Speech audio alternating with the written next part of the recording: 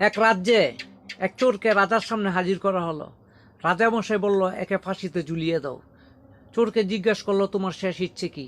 চোর বলল, রাজামশাই, আমার কাছে এমন একটি বীজ আছে, যে বীজ রোপণ করলে চারা হলে এই চারা মানুষের সব ইচ্ছা পূরণ করে দেয়।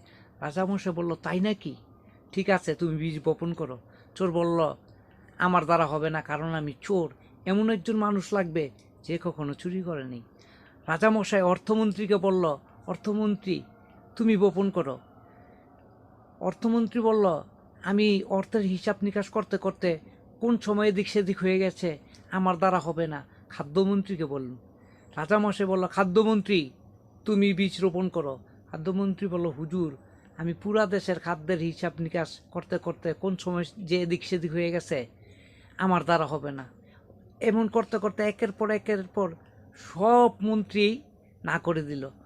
তো অবশেষে চোর বলল, রাজামশাই, তাহলে আপনি বীজ রোপণ করুন। রাজামশাই বলল, এক এক সাইড দেখতে দেখতে সবাই এদিক সেদিক করে ফেলাইছে, আর আমি এত পুরো রাজ্য আমি দেখাশোনা করি, আমার কি এদিক সেদিক হতে পারে না, আমার দ্বারা হবে না।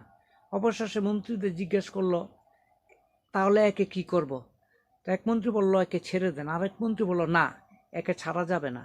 একে ছাড়লে এই বাইরে গিয়ে সবাইকে বলে দিবে আমরা সবাই চোর। তাহলে একে কি করব? রাজা বলল ঠিক আছে, একে মন্ত্রী বানিয়ে দেন।